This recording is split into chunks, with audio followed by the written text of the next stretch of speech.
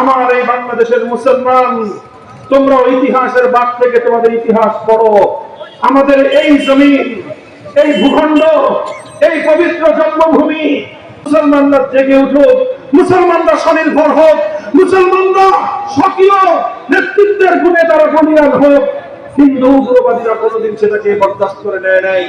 এই রবীন্দ্রনাথ ঠাকুর সহ সাম্প্রদায়িক উগ্র জঙ্গিবাদী গোষ্ঠী তারা সহিংস আন্দোলনের মধ্য দিয়ে মুসলমানদের উত্থানকে ঠেকিয়ে দেওয়ার চেষ্টা করেছিল। বঙ্গভঙ্গ রদ বলা হয় এটাকে। একবার আমরা বঙ্গভঙ্গ করলাম, এরপরে রবীন্দ্রনাথ গান গাইল, ওমা তোর বদন খানি মলিন হলে মরি হায় হায় রে।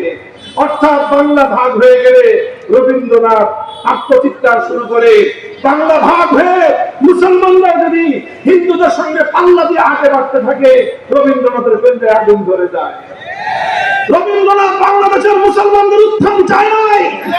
রবীন্দ্রনাথ ঠাকুর বাংলার মুসলমানদের উত্থানের বিরুদ্ধে কবিতা রচনা করেছিল। ওটা হলো রবীন্দ্রসঙ্গীত। ইতিহাসের দুর্ভাগ্য আমাদের, ইতিহাসের দুর্ভাগ্য আমাদের, এ জাতির কপালে দুর্ভাগ্য।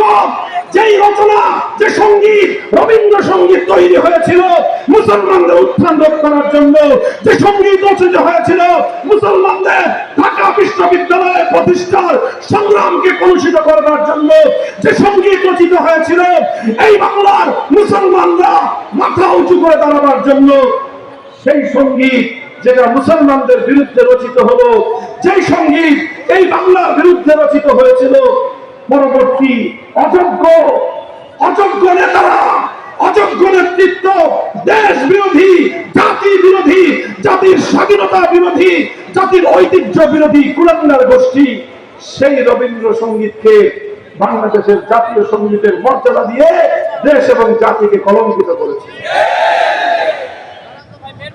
আজ এই কথাগুলো আমাদেরকে বলতে হচ্ছে। এটা আমাদের ঐতিহাসিক প্রশ্ন।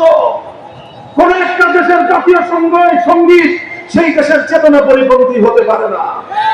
জাতীয় সঙ্গীত হবে সেই জাতির চেতনার বাহী, সেই জাতির চেতনার ধারক বাহক হতে হবে।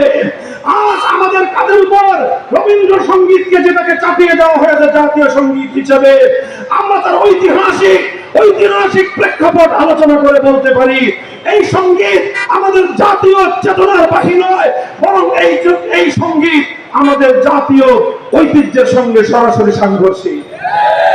কাজে আজ নতুন বন্দোবস্তের বাংলাদেশে আমরা সবকিছু নতুন চাই। একটি বাংলাদেশের শত শত বছরের ইতিহাস এবং ঐতিহ্যকে ধারণকারী একটি নতুন জাতীয় সঙ্গীত চাই আমরা। Subscribe to my channel.